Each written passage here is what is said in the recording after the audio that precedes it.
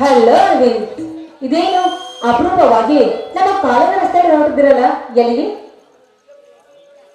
ಅಂಬಿಕಾ,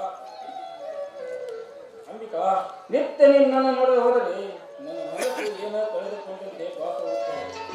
ನಿನ್ನ ಪ್ರೀತಿಯ ಸಂಕೋಲೆ ನನ್ನನ್ನು ಬಂಧಿಸುತ್ತಿದೆ.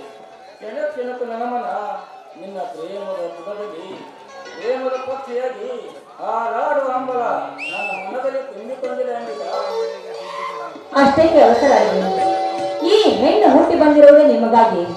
ನಮ್ಮ ಪ್ರೇಮದ ಪ್ರತೀಕವಾಗಿ ಬಂದಿರುವ ಈ ನಮ್ಮ ಪ್ರೀತಿ ಮುಂದೊಂದು ದಿನ ನೀವೇ ನನ್ನ ಭಾವಿ ಪತಿ ಆಗುವರೆಂದು ಭಾವಿಸಿಕೊಂಡಿದ್ದೇನೆ.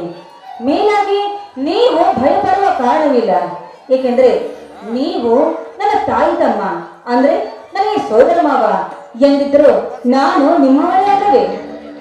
ಆದರೂ ಅಂಬಿಕಾ, ಬ್ರಹ್ಮನ ಬರಹದಲ್ಲಿ ನಾವಿಬ್ಬರು ಗಂಡ ಹೆಣ್ಣರು ಎಂಬ ಗಂಟು ಗಟ್ಟಾಗಿರಬೇಕು.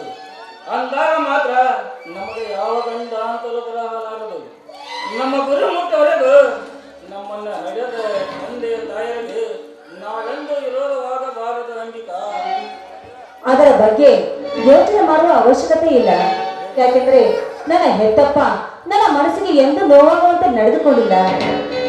ನನ್ನ ತಾಯಿ ಸತ್ತ ಮೇಲೆ ನನ್ನನ್ನು ಪ್ರೀತಿಯಿಂದ ಜೋಪಾನ ಮಾಡಿ ವಿದ್ಯೆ ಕಲಿಸಿ ದೊಡ್ಡವರನ್ನಾಗಿ ಮಾಡಿ ನಾ ಮೆಚ್ಚಿದ ವರನೊಂದಿಗೆ ಮದುವೆ ಮಾಡುವುದಾಗಿ ನಿರ್ಧಾರ ಮಾಡಿದ್ದಾನೆ. ಮೇಲಾಗಿ ನಾನು ಈ ವಿಷಯನ ತಂದೆ ತಿಳಿಸ್ತೀನಿ. ನಿಮ್ಮನ್ನು ಒಪ್ಪಿಕೊಳ್ತಾ ಅನ್ನೋ ನಂಬಿಕೆ ನನಗಿದೆ. ಅಂಬಿಕಾ, ಒಂದು ವೇಳೆ ಒಪ್ಪದಿದ್ದರೆ? ಕೆಟ್ಟದ್ದನ್ನು ಯಾವತ್ತೂ ಬಯಸಬಾರದು, ಒಳ್ಳೆಯದನ್ನೇ ಬಯಸಬೇಕು. ಅಂದಾಗ ಆ ದೇವರು ನಮಗೆ ಒಳ್ಳೆಯದನ್ನೇ ಮಾಡ್ತಾನೆ. ನೋಡಿ, ಈ ನಮ್ಮ ಪ್ರೀತಿಗೆ ಎಷ್ಟೇ ಪ್ರಳಯವಾದರೂ ಪರವಾಗಿಲ್ಲ, ನನ್ನ ಪ್ರಾಣ ಹಂಗು ತೊರೆದು ನಿಮ್ಮ ಬಾಳ ಸಂಗಾತಿ ಆಗ್ತೀನಿ. ನಾಳೆ ಏನಾದರೂ ನೀವು ನನ್ನನ್ನು ಮರೆತು ಬೇರೆ ಹೆಣ್ಣಿನೊಂದಿಗೆ ಮದುವೆಯಾದರೆ? ಈ ಮಾತು ನನ್ನ ಕನಸಿನಲ್ಲಿ ನನ್ನ ರೋಮ ರೋಮಗಳಲ್ಲಿ ನೀನೇ ತುಂಬಿಕೊಂಡಿವೆ. ಒಂದು ದಿನ ನಿನ್ನನ್ನು ನೋಡದೆ ಹೋದರೆ ಅಂದು ನಾನು ಉಪವಾಸ ಮಾಡುತ್ತೇನೆ. ಉಂಡರು ಅದು ವಿಷಯವಾಗುತ್ತದೆ. ಮರೆತು ಮಲಗಿದರೆ ಆಕಾಶದಲ್ಲಿ ಕಳಚಿ ಬಿದ್ದಂತಾಗುತ್ತದೆ. ನಿನ್ನನ್ನು ಮರೆತು ಬದುಕುವ ಮಾತಂತೂ ನನ್ನ ಮನದಲ್ಲಿ ಯಾವತ್ತೂ ಇಲ್ಲ. ಬದುಕಿದ್ದರೆ ನಿನ್ನೊಂದಿಗೆ ತಾಯಿ, ಸತ್ತರು ನಿನ್ನೊಂದಿಗೆ ತಾಯಿ. ನನ್ನ ಮನಸ್ಸಿನಲ್ಲಿ ಇದ್ದಾಗಿದ್ದ ನಾನು ಅಷ್ಟೇ ಅರಿವೆ. ಈ ದೇಹದ ದೇವರು ನೀವು ಅಂತ ತಿಳಿದುಕೊಂಡಿದ್ದೇನೆ. ಮೇಲಾಗಿ ನಾವಿಬ್ಬರು ಈಗ ಮಾನಸಿಕವಾಗಿ ಮದುವೆಯಾಗಿದ್ದೇವೆ. ಮತ್ತೆ ಮದುವೆ ಎಂಬ ಮೂಢನಂಬಿಕೆಗೆ ಬಲಿಯಾಗುವುದು ಬೇಡ. ನೋಡಿ, ಈ ಬಾಳೆಂಬ ದೋಣಿಯನ್ನು ನಗನಗುತ್ತಾ ಸಾಗಿದ್ರೆ ಅದೇ ಸ್ವರ್ಗ ಅಲ್ಲವೇ? ಸ್ವರ್ಗ, ಸಿರಿ, ಸಂಪತ್ತು ಇವೆಲ್ಲ ಯಾವುದು ಬೇಡ ಅಂಬಿಕಾ. ನಿನ್ನ ಪವಿತ್ರ ಪ್ರೇಮ, ಶ್ರೀಮಂತಿಕೆಯ ದೇವ, ಸ್ವರ್ಗದ ಸಮಾನತೆಯೇ ನಿನ್ನ ಸೌಂದರ್ಯ, ಶ್ರೀಗಂಧದ ಪರಿಮಳದಷ್ಟು ನಿನ್ನ ಪರಿಶುದ್ಧ ಗುಣ ಇದರ ಮುಂದೆ ಸ್ವರ್ಗ ನನ್ನ ಕಣ್ಣಲ್ಲಿ ಕೀಳಾಗಿ ಕಾಣುವುದು. ಅರವಿಂದ್, ಎಷ್ಟೊಂದು ವರ್ಣಿಸ್ತಾ ಇದ್ದೀರಲ್ಲ, ನಾನು ಅಷ್ಟೊಂದು ರೂಪವತಿಯೇ? ನನ್ನ ಗುಣಾಗುಣಗಳನ್ನು ಎಷ್ಟು ಬೇಗ ನೀವು ಅರ್ಥ ಮಾಡಿಕೊಂಡಿದ್ದೀರಿ. ಅಂಬು ನಿನ್ನ ಸೌಂದರ್ಯದ ಮುಂದೆ ರಂಬೆ, ಊರ್ವಶಿ, ಮೇಣಿಕೆ, ತೃಣಸಮನ. ಬ್ರಹ್ಮ ಬಲು ಬುದ್ಧಿಯಿಂದ ನಿನ್ನನ್ನು ತೀಡಿ ಈ ಭೂಮಿಗೆ ಕಳಿಸಿದ್ದಾನೆಂದರೆ ಬಂಗಾರದ ಒತ್ತಡ ಹಿಡಿದು ಕಂಡು ತಿರುಗದರು ನಿನ್ನಂತ ಗುಣವತಿ ಸಿಗೋದು ಕಷ್ಟ. ನೀನು ಅಪ್ಪಟ ಚಿನ್ನ ಎಂದಾದರೂ ಅದರ ಮೇಲೆ ಕಳೆದುಕೊಳ್ಳಬಹುದೇ?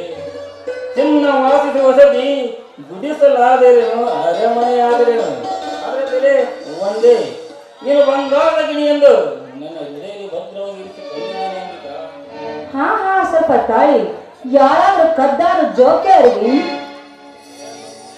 ಕದಿಯಲು ಹೊರಗಿನವರ ಹೊತ್ತಲ ಅಂಬಿಕಾ, ನನ್ನ ಹೃದಯದಲ್ಲಿ ನಿನ್ನ ಪ್ರತಿಬಿಂಬ ಮಾತ್ರ ಒಳಗಿದೆ. ನಿನ್ನ ಅಂತರಂಗದ ಪ್ರೇಮ ನನ್ನ ಎದೆಯಲ್ಲಿ ಮರೆಯಾಗಿದೆ. ಕದಿಯಲು ಯಾರಿಂದಲೂ ಸಾಧ್ಯವಿಲ್ಲ. ಆದಷ್ಟು ಬೇಗ ಈ ವಿಷಯ ನನ್ನ ತಂದೆಯವರು ತಿಳಿಸಿ ನಾವು ಮದುವೆಯಾಗುವುದು ಒಳ್ಳೆಯದು. ನಾಳೆ ನನ್ನ ಹೆತ್ತಪ್ಪನಿಗೆ ಪತ್ರ ಬರೆಯುತ್ತೇನೆ. ಒಂದು ವೇಳೆ ನನ್ನ ತಂದೆ ವರದಕ್ಷಿಣೆ ಎಷ್ಟಂತ ಕೇಳಿದ್ರೆ ಏನ್ ಹೇಳಬೇಕು? ಹೇಳಿದರೆ ನಿನ್ನ ತೂಕದಷ್ಟು ಚಿನ್ನ ಅಂತ ಹೇಳು. ಅಷ್ಟೊಂದು ಚಿನ್ನ ಎಲ್ಲಿಂದ ತರಬೇಕು?